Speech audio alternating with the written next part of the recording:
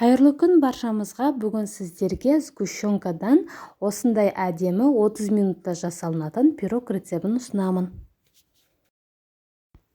Қажет заттарымызды төменде описание бөлімінде және де экранда жазып қалдырамын.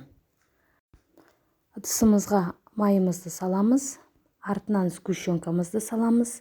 Сгущенканың екеуі де бірдей болуға болады. Менде екі түрлі, айырмашылығы жоқ. Вареныйды немесе ақ түрінде пайдалансаңыз болады. Артынан жұмыртқамызды салып, жақсылап миксерлейміз.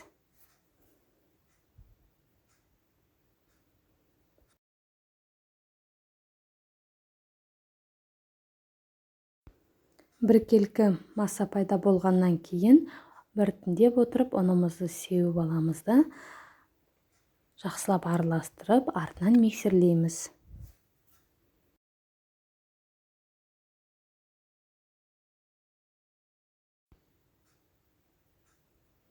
Ендігі қопсытқышымызды саламыз. Қопсытқышты салғаннан кейін де жақсылап миксерлейміз. Мінекей пирогымыздың салмасы дайын болды.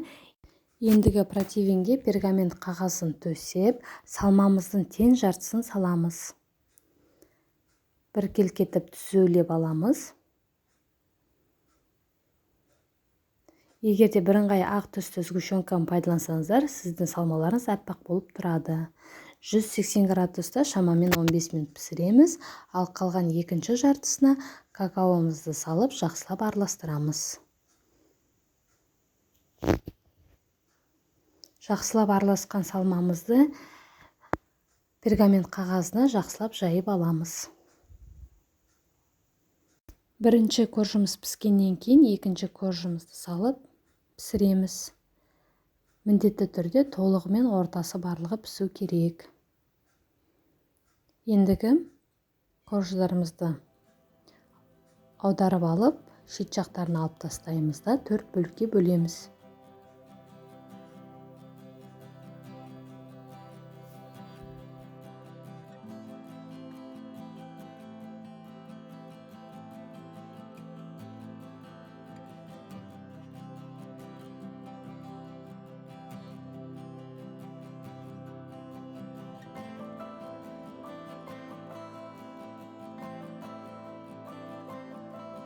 Тура солай екінші коржығымызды де шеттерін алып 4-ке бөлеміз.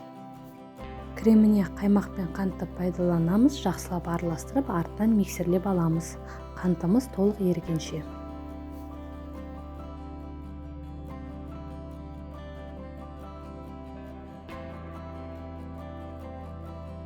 Толық суыған коржықтарымызды керек ыдысымыздың үстіне қойып алып, бетіне кремін жағамыз. Әрбір слойға жеке-жеке крем жағасыздар, кремі мол болған жақсы.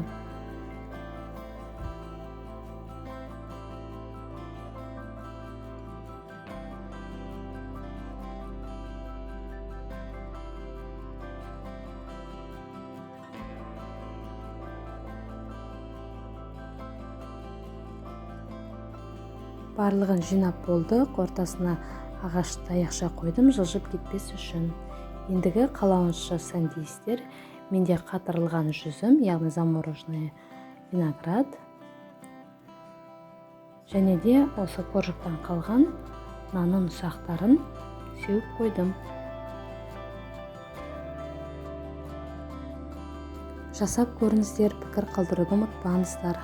Қарапайым заттардан осындай әдемі, жұп-жұмсақ, ауызда еритін дәмді пирог шығады. Қажет заттарымыздың тең жартысын пайдаланып, бір пирог жасап шығаруға болады. Сіздермен болған Айман. Каналыма тіркеліп, пікір қалдыруды ұмытпаңыздар. Келесі кездескенше сау болыңыздар. Барлығымызға ас болсын.